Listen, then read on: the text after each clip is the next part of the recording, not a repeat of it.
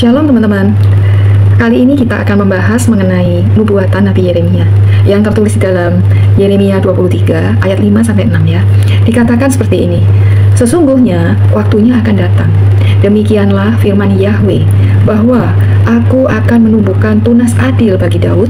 Ia akan memerintah sebagai raja yang bijaksana dan akan melakukan keadilan dan kebenaran di negeri. Dalam zamannya, Yehuda akan dibebaskan dan Israel akan hidup dengan tentram. Dan inilah namanya yang diberikan orang kepadanya, Yahweh, keadilan kita.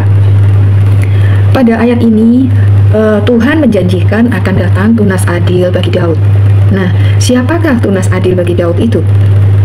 Tunas adil bagi Daud adalah sebuah gelar ya, atau sebutan yang terkait dengan Mesias atau Yesus Kristus. Kita bisa lihat ini di dalam Yesaya 4 ayat 2 ya. Dikatakan pada waktu itu tunas yang ditumbuhkan Yahweh akan menjadi kepermaian dan kemuliaan, dan hasil tanah menjadi kebanggaan dan kehormatan bagi orang-orang Israel yang terluput. Ayat ini menunjukkan nubuatan tentang Mesias atau Yesus Kristus. Juga di dalam Wahyu 5 ayat 5 ya. Lalu berkatalah seorang dari tua-tua itu kepadaku, jangan engkau menangis, sesungguhnya singa dari Yehuda, yaitu tunas Daud, telah menang, sehingga ia dapat membuka gulungan kitab itu dan membuka ketujuh meterainya. Singa dari Yehuda ini sebutan untuk Yesus dari Yehuda.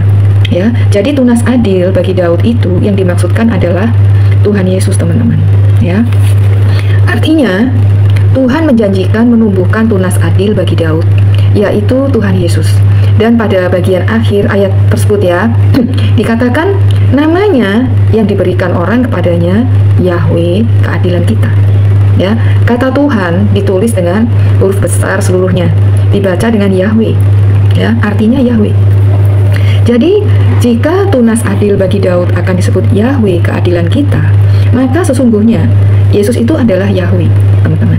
Ya, jika di dalam Mazmur 83 ayat 19 itu dikatakan supaya mereka tahu bahwa Engkau sajalah yang bernama Tuhan. Dalam itu dibaca Yahweh ya, yang maha tinggi atas seluruh bumi. Maka artinya yang bernama Yahweh sudah pasti adalah Tuhan seluruh bumi ya, yaitu Allah atau Elohim yang sesungguhnya.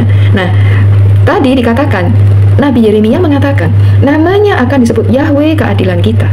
Maka sesungguhnya Yesus itu adalah Elohim ya, Yahweh itu sendiri. Ya kan? Luar biasa. Tuhan yang kita percaya, Tuhan Yesus, Tuhan yang kita sembah, keberadaannya telah dinubuatkan oleh para nabi ratusan tahun sebelumnya, teman-teman. Ya, para nabi menyatakan bahwa Dia adalah Allah. Jika Nabi Yeremia menyatakan namanya akan disebutkan orang Yahweh, keadilan kita, Nabi Yesaya mengatakan namanya disebutkan orang penasihat ajaib, Allah yang perkasa, Bapa yang kekal, Raja damai ya, di dalam Yesaya 9 ayat 5. Nah, pertanyaannya, jika Yesus hanya nabi, hanya utusan, pertanyaannya nabi mana yang disebut Yahweh? Nabi mana yang disebut Allah yang perkasa? Bapa yang kekal, nabi mana? Ya, jadi tidak bisa tidak, Yesus adalah Allah itu sendiri, teman-teman ya. Sampai di sini dulu pembahasan kali ini, teman-teman. God bless.